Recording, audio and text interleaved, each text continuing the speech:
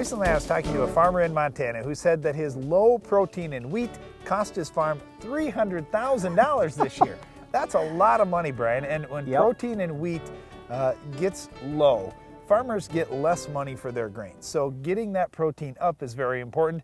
We're going to play Quiz Brian today about getting that protein up in wheat. You've got all the answers, don't you? Well, I don't know about all the answers, but I think I got the answer to this one. I think it's pretty simple. I mean, all he needs to do is go out and Streambar some nitrogen on his wheat. Problem solved. End of story. So why is that so tough? But see, a lot of farmers out there don't have tram lines. If you're raising wheat, you gotta have tram lines. That way you can get out there when you want to, put some more nitrogen out in this fashion we call stream barring. What it is, a stream bar is going to shoot out droplets of nitrogen, and it's basically a stream, really, of nitrogen that's going out there. Rather than spraying it across your crop, you'll have a lot less damage to the crop if it goes in a stream. So you do that, you get some more nitrogen out in the crop, you get nitrogen late in the season into that crop, you end up with higher protein wheat, period. Well, this year we were blessed with more rain, and this farmer was as well. Where he got more rain later into the season, leaching of nitrogen was worse than it's been before. So a lot of that nitrogen is still actually out in the field. It just went down 2 feet where the wheat roots weren't catching it. So the other thing, you know, and I'm oversimplifying this. Certainly there are other factors that go into this, and obviously Mother Nature has a huge impact in what your overall protein content is and yield and everything else with the crop. But it is very important to get some nitrogen on late in the season. Other things that are very important include having good weed control, for example. And why would that be such a big deal? Well, because weeds are very inefficient users of water and nitrogen. And as they take that water and nitrogen up, you may say, well, that's fine, they can take it up a little bit, but I'm gonna kill them. Well, if you kill those weeds, say they got 4 to 6 inches tall, how soon will those nutrients be released back to your crop? Well, unfortunately for many farmers, they're killing the weeds late enough in the season that those nutrients aren't available for this year's crop. So yes, they will eventually break down and you will capture some of those nutrients back. The problem is that you won't catch them back in time to influence this year's crop.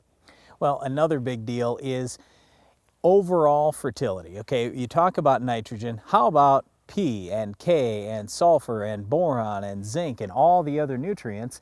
You got to make sure you're managing all these factors, because if you don't have good overall plant health, you're not going to raise a great crop, number one, but you're not going to be able to produce the protein that you need, because well, nitrogen is super important for producing protein. There are a number of other factors that go along with it too. Sulfur is one, for example, that out in Montana we have major issues with because very few farmers fertilize with it, but almost every farm I go to needs some level of sulfur, especially when they're raising grass crops like corn or wheat. So make sure you have a good overall fertility program on your farm. The other thing that comes into play is organic matter. If you have high organic matter levels in your soil, you're going to have more free release of nitrogen back to your crop.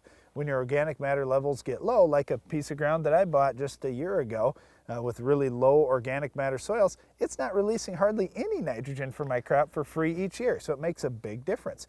Just increasing that organic matter percentage by 1% in your soils could mean 20 to 30 more pounds of nitrogen that you're going to get for free in your ground. The last couple of issues that I see are major problems all over the country is insect control and disease control in wheat. So starting with the disease side, you need to put a seed treatment on. It's dirt cheap, just get it done. Then you follow up post-emerge using some fungicide. Most farmers are putting some fungicide in with their herbicide, but you'll probably want to do some late, either at flag leaf or at heading timing. And then with insects, I have never really understood this. I go to any wheat field in the country, I sweep through that thing with a sweep net or Darren's baseball cap, and I find all kinds of bugs.